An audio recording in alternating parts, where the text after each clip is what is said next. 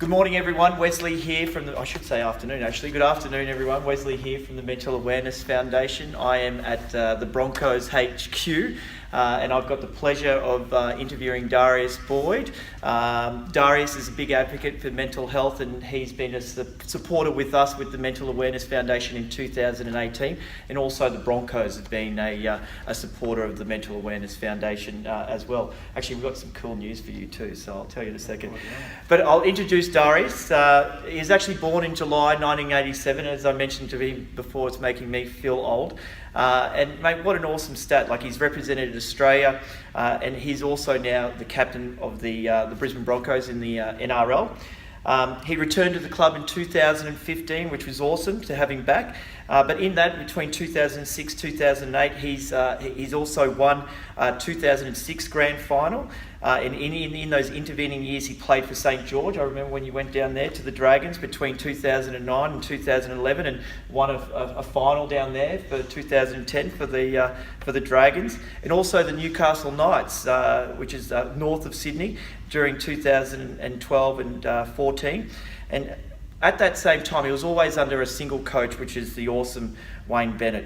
An Australian international and Queensland state representative. He plays fullback and on the wing as well. I used to actually play on the wing too, mate. I used to have a bit of speed. Not a bad spot. Yeah, not a bad spot, chicken winging.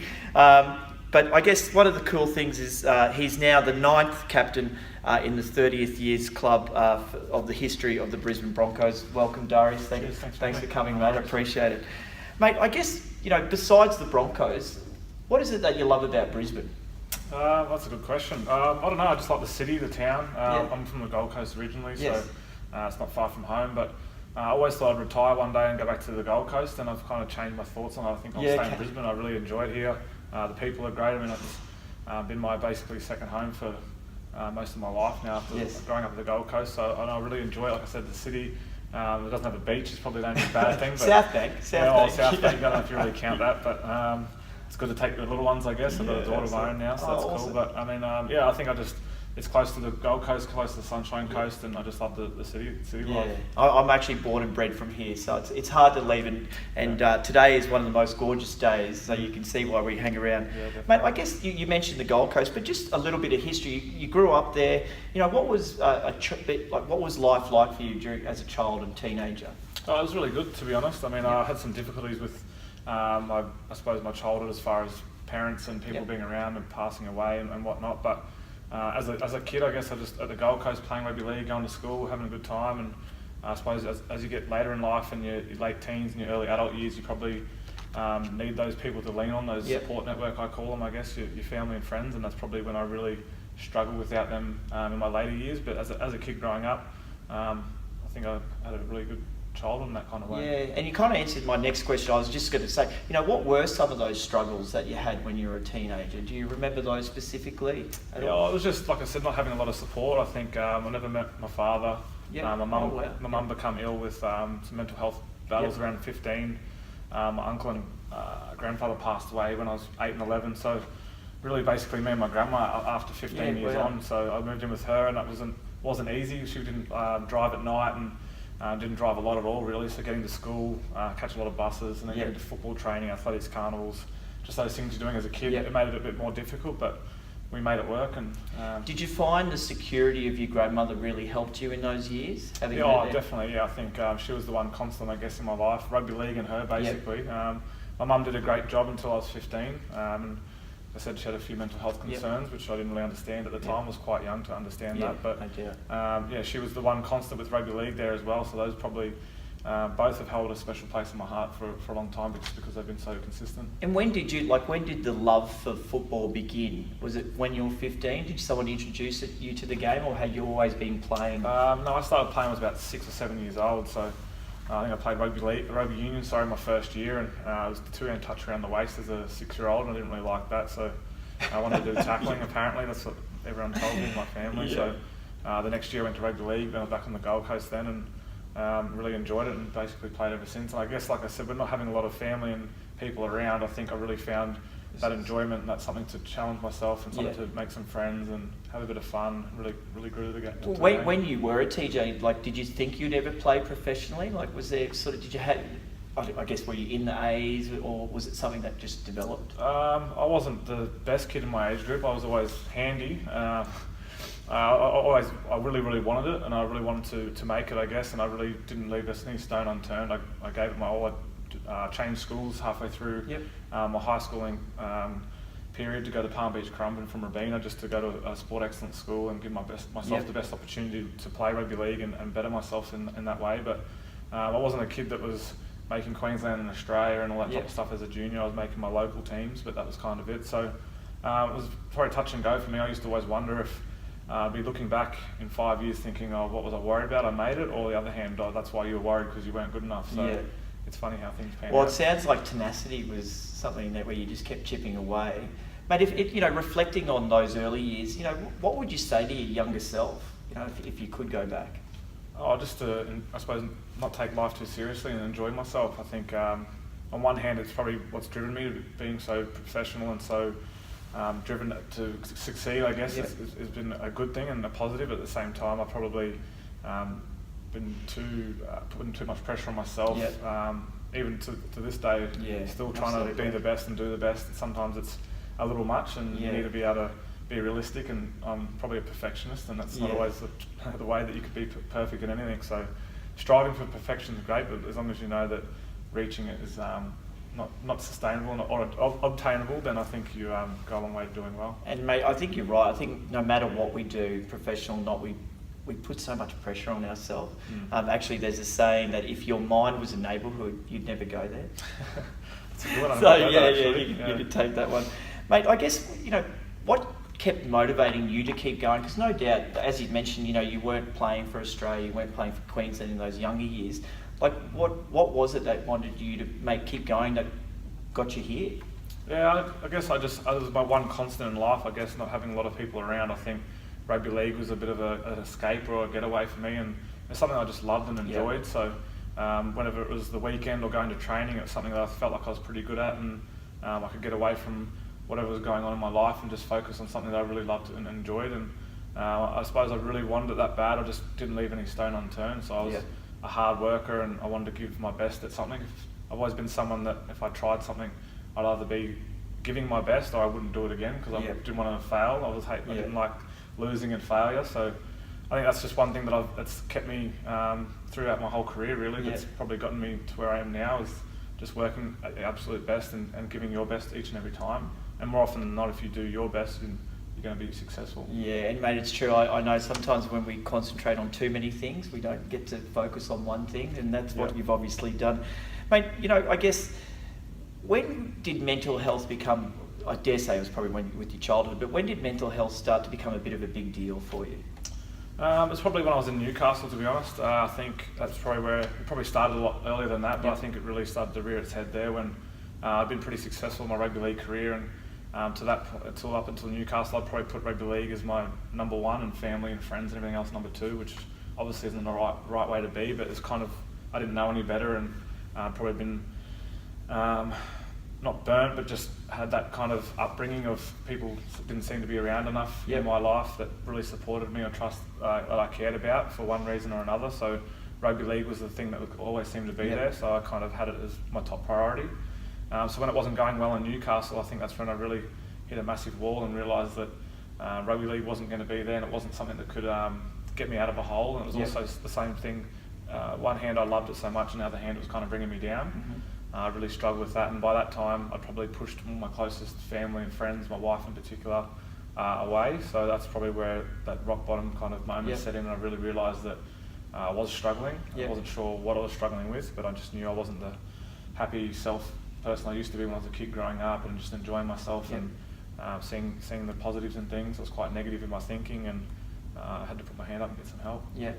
And mate, like you mentioned, did you sort of notice that you were detaching from people and just sort of obviously, I guess, not caring to a degree?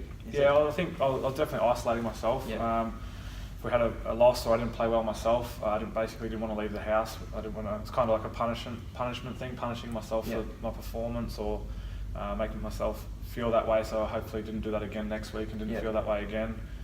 In the process, I think we lost 4, 5, 6 games in a row at one point, so I basically didn't leave the house, apart from going to and from training to a game, I didn't want to see people, I didn't want to see fans. I didn't want to go to the shops and be in the public. I think that's something that I really struggle with as a professional footballer.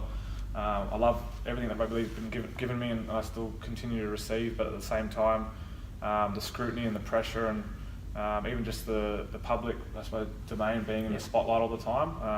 I've always been a quiet kid. I was very shy growing up. I only just come out of my shell for the last few years, and I really struggled with that. I started playing first grade when I was 18 years old, straight out of school. Yeah, wow. So just probably not have a lot of friends and not be the most popular kid. All of a sudden, come up to Brisbane, won a premiership my first year. You're out and about town, and people recognise you, want a photo, want to talk to you, and it was quite strange to me. And I suppose I kind of got. Did you get hooked on that high, perhaps? Yeah, I'm not too sure. I think probably in my early years, I probably really enjoyed it and how good is this, and being, I suppose, it's good to feel wanted and feel, I suppose, like you're worth something and you mean something. But at the same time, I think a couple of years in, I think I learned pretty quickly that it wasn't quite real as well. Yeah. All of a sudden, I went from, like I said, not being the most popular kid or being pretty quiet and having a certain group of friends and family around to all of a sudden having a lot of people want to be around you, and whether that's for good or bad reason, I wasn't too sure. I had a lot of trust issues, I think, from my childhood growing up. So then to come into this world was very spotlighted, and people, like I said, not running their motives and their intentions. The media was a thing I really struggled with for a long time. I wasn't good at criticism, or even if it was constructive criticism. I really took that to heart and took that personally. Emotionally, so that was something that, I think I really struggled with a lot of that stuff, and I think a number of issues, but I think a lot of that started early on with my mental health declining in that way. Mate, massive highs, but also massive lows. Like, what do you do now to balance? Because I'm sure that still happens, like a win, a loss, home, a child. I'm sure that's, as amazing as it is, it gets tough as well. Oh, definitely. What do you, how are you finding a balance now? I've learned a lot. I went to a mental health clinic a couple of years ago. So there's a couple of things I've kind of put in place. I had a bit of a plan when I left there. One was to get back out in the community and give back and help others. Yeah, absolutely. Service. For a long period of time, I felt like I was a good person, but I didn't know how to get that out there and not make other people, but just show that I was a good person and feel good about myself. So that's one thing I try to do consistently, is get back out in the community and do a few things, giving back, or even just having a smile on your face and signing a few autographs after training, just going a little extra effort to some fans and that, it just brings you back down to earth and reality that while things might not be going your way, that there's a bigger purpose than yourself. Another one was to reconnect with my mother. Yeah, wow. We lost contact for about 8 years because I just didn't really understand what she was going through all those years ago. So I think to kind of finally put that to bed and now be back in her life and be able to kind of give back and help her out a little bit, I think that's been a real big key, and just not having that little bit of, I suppose, anger or resentment in the back of my mind for such a long time. There was one more. I do see a therapist still now too, just to keep on top of things. Growing my support network was another one. Growing up, not having a lot of really good people around you. And rugby league can be a bit of a unrealistic world, and sometimes there's a lot of people around that are around for a good time, but not the long time. So I kind of learned that the hard way. But just to grow my support network, friends, family, coaches, people that you can trust, count on for the good times and the bad. I've been able to trust a few more people, bring them into my closer circle. So when things are down, I'm not having the best day or week, I can talk to them and feel better about myself. Yeah, and thank you, mate. And actual social network is one of the big things that we really push here, but make sure that you have great friends around you. But is there anything that you do every day to help with your mental health? Like, is there, you wake up and obviously drink water, but is there any routines that you do in the morning or throughout the day? Not particularly. I think I'm lucky that my job consists of a lot of exercise, and exercise is good for your mind and body and soul and everything else. But I just try to be really, really grateful, to be honest, each and every day. I wasn't for a long time, or I felt hard done by, or I couldn't see the things while I was still playing at the highest level and playing rugby league and playing for having a great career and doing all the things I've wanted to do since a little boy. At my worst time, I forgot all that, forgot how lucky I was to be playing at the highest level in front of 50, 60,000 people sometimes. I lost the motivation, lost the enjoyment and the passion of it, and I lost that gratitude for it. So while things still go wrong each and every day, and it's definitely a roller coaster of life, I try to remember to be grateful, whether that's about my career or things I've been able to achieve, or now I've got a little daughter of my own, and trying to make that family really special, seem like having a big one myself, just little things like that it's not easy, and you still have your down days, but I think I bounce back a lot quicker. Mate, there's actually a great little book, it's called The Gratitude Diary, and I actually go, each morning when I wake up, I actually write down 5 things that I'm grateful for, and it's amazing how it just changes your mindset I started one of them in the clinic it's awesome, when I was there. It's like it's a great mindset. I think that was at my worst point. It was just my mindset was always negative, and even when we have a crisis or a challenge in life these days, I think we can always find a positive if you really look hard enough. Absolutely, and I think that's something that I've been able to change. Is while you might get dealt some bad cards here and there, if you look at the positive and find one, you'll be able to bounce back a lot quicker. Mate, now being obviously the captain, you know, that's extra pressure. Like how are you coping with that? Oh, it's been a challenge, definitely. Leadership hasn't always been something that I've aspired to or been my strong suit. But I didn't want to change the way I suppose, went about my business as far as a rugby league player. I definitely speak up a lot more. I'm one of the older guys in the team now as well, so I do speak up where things need to be said, or I do organise and try to help out the young guys here and there. But I just still try to lead by my example and actions on the field. I didn't want to change. I didn't want to be delegating all these things and telling people what to do and not doing it myself. Exactly. Lead by example. Darren Lockyer, I played with him. He was pretty quiet. He didn't say a lot, but he was always one of the best players on the field and led by example. And he'd just give you a bad look if you did something wrong. So I don't give many people bad looks, but I try to follow in that footstep. I guess that's kind of my leadership role as far as actions. I've got a lot of quality players in this team that we can put our heads together and do some things if we need to. Mate, what do you enjoy about the new role? Because obviously it is new. Is there certain aspects that you do really enjoy? It's just definitely brought me out of my shell even more and to grow as a person, I think. As I said, I wasn't really something I put my hand up for or something I really wanted. In saying that now, I do enjoy the role, and I'm definitely very proud that I have it. And if you told my 6-year-old self that the team I loved it since a 6-year-old boy that I'd be actually captaining it one day, it probably still doesn't really feel real, to be honest. But it's really something that when I'm retired, I'll be very proud of. But I am very proud of it now. But I think it just brought me out of my shell even more and be able to make me grow as a person and really learn some life lessons to be a leader and to, in hard times and when the chips are down, to really try and stand tall, and that's when you need to be your loudest and your most positive. Bit of the deep end effect, throw in the deep end, see what happens. Basically. Now, mate, obviously now being captain, you obviously got to talk to your team. Is mental health something that you do openly talk about? Do you sort of make an effort to make sure that the younger guys or even some of the older guys are, hey, how are you doing? How are you feeling? Are you okay? Yeah, I think that's what I'm really proud of the most, as myself as a leader at this club in particular, is that I've had a few of the boys over the years since I've been back come up to me and ask me a few questions about what I've been through, who I talk to, who I see, and I feel like, one, that's good for me to be approachable by those guys, but two, for them to feel comfortable enough to be able to open up and talk about mental health and know that it's not weak to put your hand up and ask for it, for the help. And one of our assistant coaches here, Jace Demetrio, he had come up with a good idea about each and every week catching up for a 15-minute meeting with about 2 or 3 different groups and just basically going through a couple of questions around how's your home life and your football life, and just basically making sure we're a united group. We know what we're going through. If there's anyone that's having an issue, that they feel comfortable to talk to each other about it.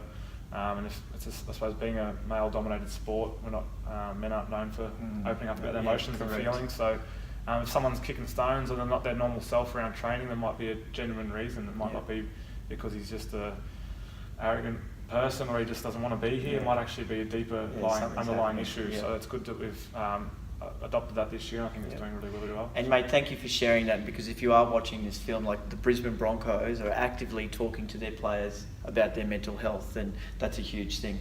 Mate, I guess got some rapid fire questions. Yeah, you're right. Mate, favourite emoji? Favourite emoji? Probably the fist pump. Just Yeah. Mine's not again.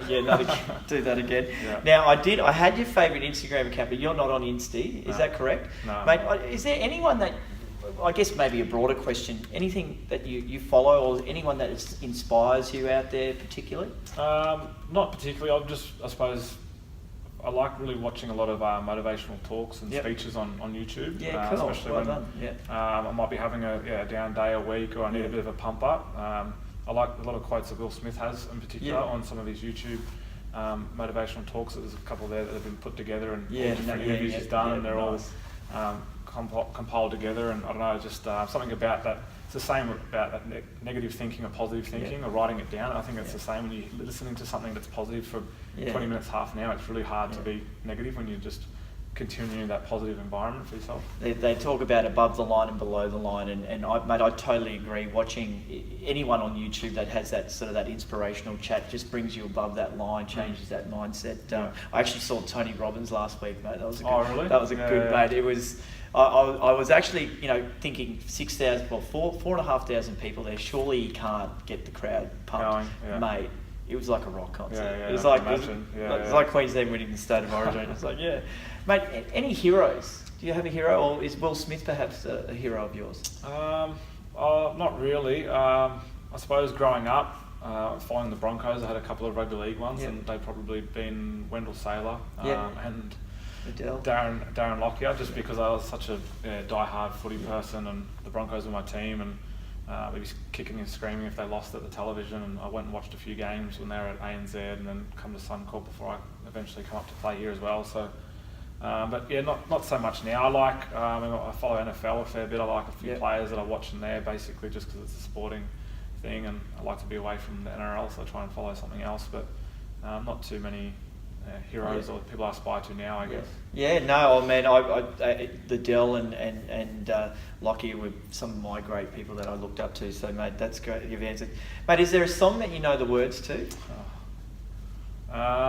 Girls just wanna have fun. No, it's probably that one of those Trolls songs, because I've got on my. Oh, you know the Broncos song, I guess. But that's. Yeah, I do. I was gonna say, I know basically the whole Trolls soundtrack, because my daughter always wants to listen to it in the car. I think it's True Colours. That's the one we play. It's a pretty heartfelt, like it's quite a touching song. It makes you feel good about yourself. Yeah. And, I can't remember a lot of the words off by heart, but if I heard the music, I'd probably be able to sing most of it. I was the Top Gun. Yeah. You never closed your eyes. That one. I can always do like the first half. But yeah. Mate, mangoes or oranges? Definitely mangoes. Yeah, like mangoes. I hate when it's not in season. Oh man, I chuck it in a salad. Mate, outside, you mentioned, obviously being a captain, it's something that you're proud of, and you will be. But outside of football, what are you most proud of? My journey, I think. Yep. While it's been a rocky one, it's kind of led me down a path that I'm really enjoying at the moment, which is being able to try and help others and give back. Going through my own struggles and that, I've been able to go out to schools and businesses in particular and just talk about mental health and my battles, and hopefully I'm helping others. But if not, I know it's definitely helping myself. Just like I said, having a greater cause than yourself, and be able to be out there trying to help the community and give back. And it's like therapy for me, just going out there, telling my story, getting off my chest, getting outside and doing something, like I said, away from yourself. I feel like it's been a really, really, really good journey for myself. And while I've had those struggles, I've been able to turn them into a positive, which I'm really, really proud of. Mate, and you just said it, sharing your story, and that's what we encourage with mental health. Please share your story, because every story out there, there's someone that has a similar story, or it will help someone to bring out their story. Mate, if you could put something on a billboard, and get that message out to the world, what would it be? Just to put your hand up, ask for help. I use the line when if you break your arm or your leg, you go see a doctor and put a cast on it. And it's the same with your mental health. Your mental health is just as important as your physical health.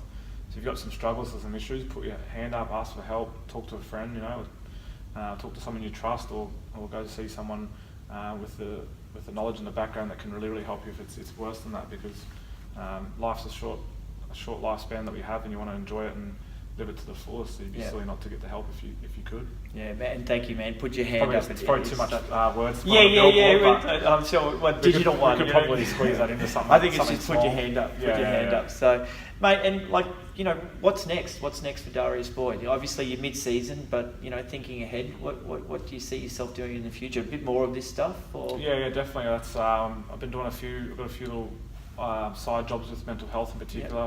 Like I said, through a few schools and doing some stuff on my own through a couple of businesses and that. I'd like to stay in rugby league in some way as well, whether that's coaching or in the media. I'm not too sure, but I've been doing a little bit of stuff in those roles as well, which I really enjoy. Obviously, rugby league's my passion. I've done it for so long, so I know it like the back of my hand. Yeah.